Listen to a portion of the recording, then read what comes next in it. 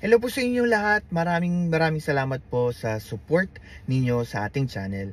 And kung di pa po kayo kasali sa ating pamilya, don't forget to share, like, and subscribe to our YouTube channel. Tapos, ngayon po, ito po ay series ng mga video na gagawin ko po dahil po na pag-uusapan na po natin yung mga tinatawag na kongresistang naging contractor o contractors na kongresista na ika nga'y tinatawag na natin kongtratista. Yon. So gagawa po tayo ng mga series about it. Marami pong lumalabas ng mga investigation, mga journalist investigations na kung saan po baka na-miss nyo yun o hindi nyo pa napanood. Huwag na po kayo mag-alala. Dito po sa ating channel, ilalahad ko po sa inyo at ibibigyan ko po ng paliwanag ang mga bagay-bagay na maaring na-miss nyo po nitong mga nakarang linggo o buwan. So, first muna, part 1 natin, pag-uusapan natin yung ano na ba nangyari sa mga Diskaya luxury cars at yung mga port of entry.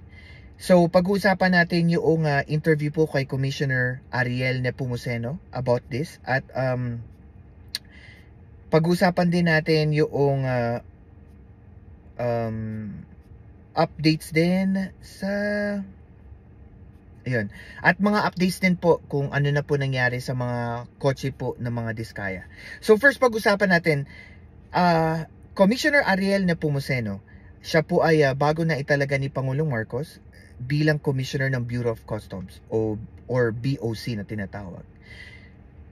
Sa ngayon po, masasabi niya po na that what happened sa mga luxury cars ng mga Diskaya ay sinasabi niya pong perfect crime. Bakit po?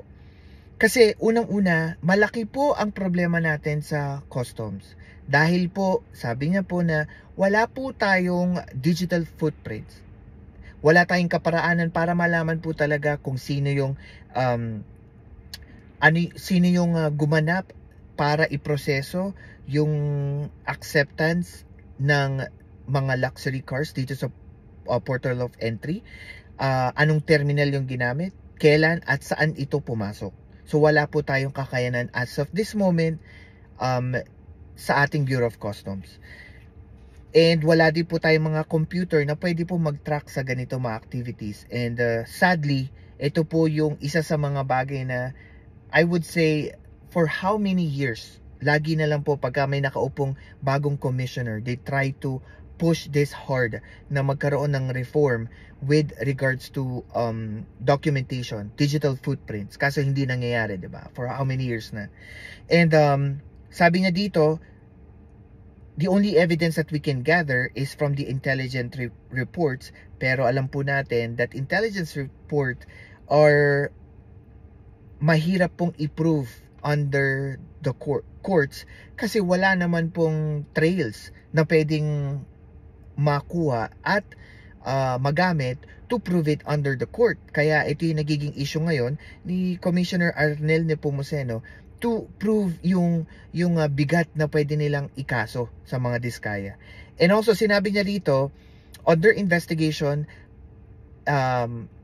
ginrupo niya po ito sa 3 sistema para po madali nila maimbestigahan itong mga luxury cars. 1, yung mga kotse na walang import of entry. 2, mga kotseng walang certificate of payment. And 3, yung tukoy na daw po ng ahensya kung saan pumasok itong mga luxury cars. Para daw po maintindihan nila yung proseso kung paano po pumasok itong mga sasakyan na to sa ating port of entries.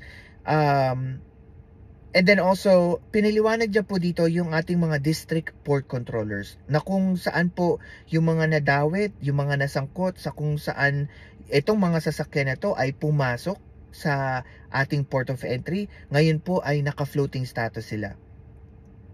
May tinanong din po kung merong padrino system sa loob po ng Bureau of Customs, and he already proves na pagdating niya po sa opisina, nakita niya po talaga na meron po talaga mga padrino na mahirap tanggalin o minsan mahirap din paalisin sa posisyon. Pero sa kanyang experience po, ang padrino system din naman po ay beneficial. Kasi sabi niya, hindi naman po lahat corrupt, hindi naman ho lahat masama. Minsan, mas maganda rin na kilala mo yung nagtatrabaho kasi by merit, alam mo na kung ano yung kakayanan nitong tao na to. Alam mo kung kaya niya i-deliver yung obligasyon niya doon sa posisyon na siya itatalaga mo. So, sabi niya, hindi naman lahat masama. Yun nga lang, mas nagiging sensationalized ika nga sa publiko kapag ka hindi maganda yung nagagawa, especially kung may padrino system. As of this moment, meron daw po mga reports na natatanggap po ang DOTR at ang LTO na kung saan daw po hindi daw po magalaw ang mga taong responsable sa pagrehistro ng mga kotse kasi daw po may kapit at ito daw pong mga kapit na to ay umaabot hanggang sa opisina ng Pangulo. At as of reports coming from Ted Filon, nung nagkaroon po ng interview, sabi daw po magmula po nung natanggal itong tao na to na makapangyarihan, ngayon daw po yung tao na to ay under investigation at floating. Ang mahirap lang is may mga tao nang gumagalaw upang simulang mabura yung mga detalye dito sa computer na to. And Commissioner Arnel Nepomuceno is already aware of this situation, and they're trying to make sure na yung mga detalyeng kailangan nila to pursue investigation magamit po nila. Sinabi rin po dito ni Commissioner na yes, mahirap talaga matanggal yung mga taong may kapit. Dahil simula pa daw po nung naupo siya, napakarami na pong instances na nakita niya sa komisyon. And gusto niya ipaliwanag dito na ito po sa Subic Port of Entry, meron na pong magkakaroon ng tanggalan. Hindi lang dahil sa padrino system, bagkus marami rin po kasing na-involved sa mga Diskaya luxury cars na kung saan isa po ang Subic Port of Entry na involved po dito sa sitwasyon na ito. Kaya po magkakaroon ng tanggalan. Specifically, para na pag-usapan na po ito ng mga tao involved sa Subic, specifically yung mga port collector, kung saan po napag-alaman nila Ted Filon sa kanilang investigation na laganap po pala agricultural smuggling at malakas ang kapit ng mga port collector. So kung tutuusin natin, hindi natin talaga maiintindihan yung sistema ng Bureau of Customs unless talaga you're willing to research and you're willing to understand the process. And apparently, as further investigation, napag-alaman na talagang talamak po talaga ang padrino system sa buong sistema ng Bureau of Customs. And ang hirap, kung nakikinig ka lang sa mga ingay sa social media, how would you know itong mga information na to? Kaya sabi ko nga sa inyo, huwag kayong mag-alala, manood lang kayo ng ating channel, marami kayong matututunan.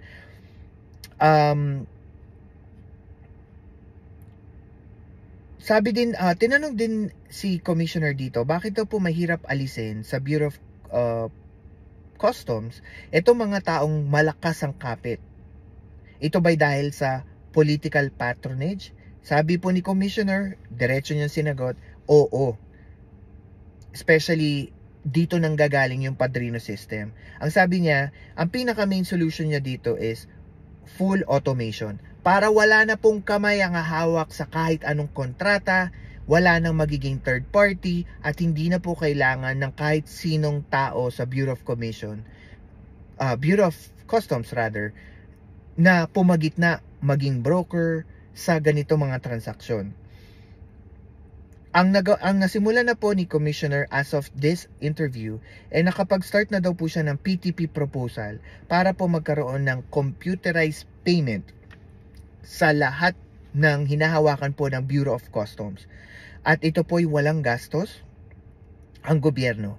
At para na rin po matanggal ang mga red tape at maiwasan na po na magkaroon ng pagkakataon ng kahit sinong empleyado ng Bureau of Customs, magmula daw po sa Deputy Commissioner hanggang sa security guard, even kamag-anak or kaibigan, na magkaroon ng koneksyon sa proseso po ng Bureau of Customs. So maganda idea yon, kasi alam nyo po, the best um, the best way to fix corruption in our system, ako naniniwala po ako, is fully automation. Mas magandang less ang hawak ng tao, less ang nakakakita sa mga proseso, para less po yung mga changes, 'di ba? Yung mga dagdag bawas, ika nga. Tinanong ulit po si Commissioner Nepomuceno, kamusta naman po yung mga companies na kung saan po pinagdaanan ng mga Diskaya cars? Ito po yung mga consignees at saka mga broker. Ano na daw po ang nangyari? So far, they were suspended or revoked. Kung yung iba naman po na-cancel na po yung kanilang mga certificate, yung kanilang mga lisensya sa Bureau of Customs, at hindi na po papayagan ng Bureau of Customs na ma-register ulit itong mga company na to. Namely, correct me if I'm wrong, companies like AME Auto Trade, JRQ Car Trading, Quick Automobile, Supreme Cars, at saka yung BIPR. Ito po yung mga companies na nasabi niya, at ilang pa mga companies involved dito. So, gusto po nilang first sa investigation po ng komisyon under Commissioner Arnel Nepomuceno, gusto po nilang malaman paano daw po na nagawan ng paraan illegally na magkaroon ang mga luxury cars ng Diskaya, ng mga Diskaya, na magkaroon ng official ORCR at plate number. At gusto rin po ng malaman ng ahensya yung detalye kung papaano po pinroseso at sino-sino ang mga taong involved. As of this moment, meron na pong mga basic informations ang Bureau of Customs, at ito po ay na-send na po nila sa ICI, and hopefully makapag-start na po ang ICI to investigate this part of the issue about sa mga Diskaya. Tinanong din po, bakit daw po ang mga Bugatti cars ng mga Diskaya hanggang ngayon wala pa pong smuggling case na nakikreate? Especially yung Freebell na auto car trading na nag-asikaso po ng mga Diskaya cars, which is also one of it is Bugatti cars. Right now po, ang sagot po ni Commissioner dito, nasa DOJ na po iyon. Inaantay na lang po na mag-roll ang investigation ng DOJ. Kasama na din po doon yung mga pangalan ng local officials, mga Pilipinong involved, at mga Chinese national. Kasi ito daw po ay parang parang sindikato, kasi marami daw po talagang involved. Magmula ng ito i-import, pagdating po nito sa port of entry, yung mga tax na binayaran, up until mairehistro at magkaroon daw po ng plaka or plate number itong mga sasakyan. So marami daw po. Ayaw lang po i-disclose ni Commissioner at this interview kasi ayaw niya pong ma-derail yung investigation, which is, ako personally gusto ko malaman, kasi hindi ko kalain na ganun pala kalawak ang dami ng taong involved. We're talking about luxury cars, hindi pa po ito yung flood control. Kaya grabe ang tindi pala ng connection ng mga Diskaya.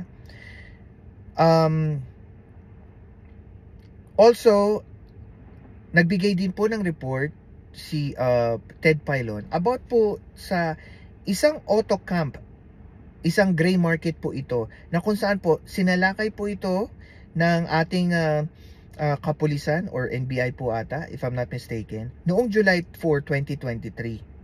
Ito po ay meron po dito mga tinatawag na mga luxury or hot cars na smuggled. 7 daw po as of his report subject for review. 11 po daw dito ay on legal service, at 174 na natitira, 5 lang po doon ay forfeited. So parang 850 days na daw po makatapos yung raid, wala pa rin daw pong nangyayari at hindi pa daw po nare-resolve. Ang sabi ni Commissioner, to solve the issue, ito po ay winork out na nila kasi ang paliwanag po ni Commissioner dito nung pag-upo daw po niya, napakadami daw po ng mga kaso with regards to luxury cars na hindi niya akalain na malaking problema po ng Bureau of Customs. So he's working it out, and one of the solutions na sinabi niya para daw po mapadali, kinopya niya po yung ideya po ni PBBM, yung isumbong mo kay Pangulo. Sa kanya naman po, isumbong mo sa Commissioner. Kung saan po, para daw po maiwasan na, okay, ang napakabagal na aksyon ng Bureau of Customs pagdating sa mga issue, gusto niya na po idirekta ito sa kanyang opisina. Para daw po maiwasan ng pag-release o paglagay ng kahit anumang pera sa Bureau of Customs. And also, kung ikaw naman po ay magiging informant, ang sabi niya dito, your name or your identity will not be in public, and it will be for confidential only purpose. Confidential purpose only daw po. Until na magkaroon ng investigation at masolve ito, then masasa publiko yung informant. Ganun. Another question po na kinakaharap nila, total na napag-usapan natin kanina, nag-i-start tayo, di ba, about sa evidence gathering ng Bureau of Customs. Tinanong po si Commissioner Nepomuceno dito, wala po bang CCTV ang ahensya? Nakakatawa man po, pero ang sagot ni Commissioner dito ay wala po. Wala tayong smart CCTV. Kasi daw po, ang masakit, yung mga CCTV ng komisyon, ng bureau, hindi po smart at hindi po nakakapag-record at hindi nakakapagbato ng mga data sa central command. So wala po silang kaparaanan na malaman kung sino, ano, papaano. Kasi di ba po, minsan mapapatanong ka, pumasok yung sasakyan sa port of entry. Sino nakakaalam na ito'y pumasok? Sino naghawak ng mga papeles? Paano nabayaran kung wala naman talagang CCTV? And unfortunately, yan po nagiging problema. So sabi ni Commissioner dito, they are trying to make an action for this. So first quarter daw po ng 2026, i-improve nila yung computer system, and at least early of 2026. Last quarter of 2026, yung digital footprints, yun ang ipinupush ng mangyari. And then early of 2026 or mid of 2026, hopefully daw po makapag-install na sila and makapag-procure at makapag-install ng mga smart CCTVs. So right now, as of this moment, upon his interview, intelligence gathering pa lang po yung nakukuha nila from the intelligence informations pa lang po yung nakukuha nila. And sadly, napakahirap pong i-prove yun under the court of law. Tinanong din po siya about sa mga remaining cars ng mga Diskaya. As of this moment, and I don't know if it has changed kasi ito po I think interview na to is a month ago or less than a month ago. So sabi niya dito, inatasan niya na po ang bureau na every 2 weeks,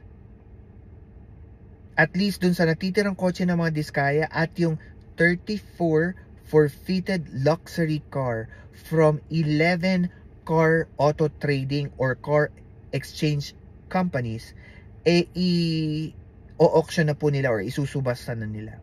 And our target goal po nila, at least masimulan na nilang i-auction ito every 2 weeks starting by next week, at ila-livestream po ang proseso.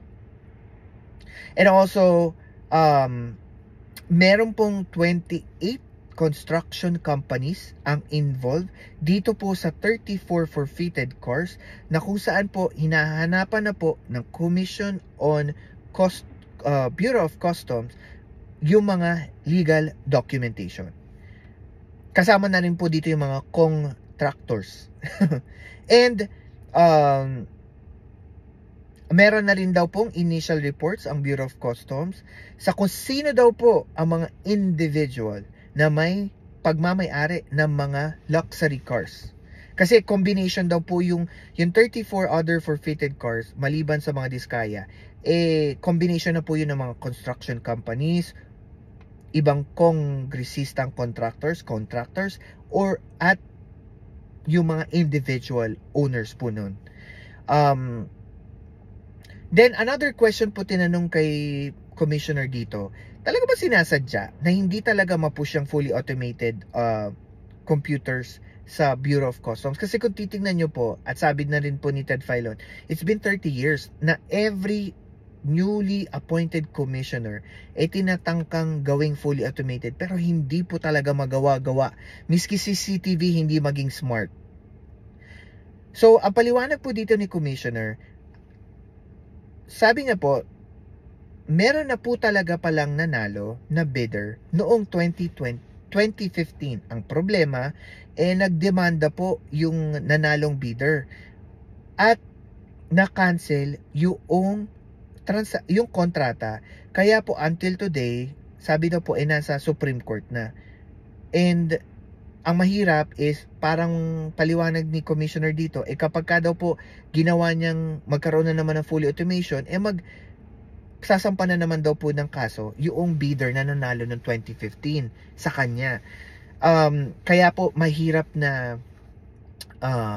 umact on his part. Yun yung paliwanag niya. And right now, sinasabi niya rin po na hirap din po na makakuha ng budget ang Bureau of Customs pagdating sa budgeting, and hirap din po sila na i-process ito dahil po nga sa budget issue. Kaya po yung ibang proseso sa Bureau of Customs pina-private daw po. Yung iba naman din daw po government control. Kaya nahihirapan po siya bilang commissioner na i-push talaga tong fully automation. And also pinaliwanag niya rin po dito na apparently sa port of entry, isa sa mga ginagawa ng mga district port controller, yung mga nasa port of entry natin, meron daw po silang tinatawag ng mga, ito nakita ni Commissioner na meron daw po tinatawag ng mga enrollment fee sa mga importer ng mga sasakyan. Kung saan po, ang sinasabi daw ng mga port controller, yun daw po ay direkta sa opisina ng commissioner. And napag-alaman ni commissioner na ginagawa daw po pala ito ng mga port collector para daw po yung mga importer ay magbayad ng almost less than 100 million pesos sa tax na kailangan nilang bayaran, which is nawawala sa ating gobyerno.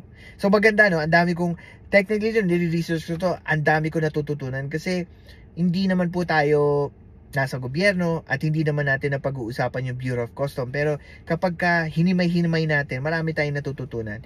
And alam nyo po, para sa akin, habang nire-research ko tong topic na to, hindi ko akalain na that yung pag-import pala nito mga luxury cars na ito, ang daming involved na tao, magmula sa ating gobyerno, mga individual na mga private na tao, pati yung mga Chinese national na hindi ko kalain na involved just for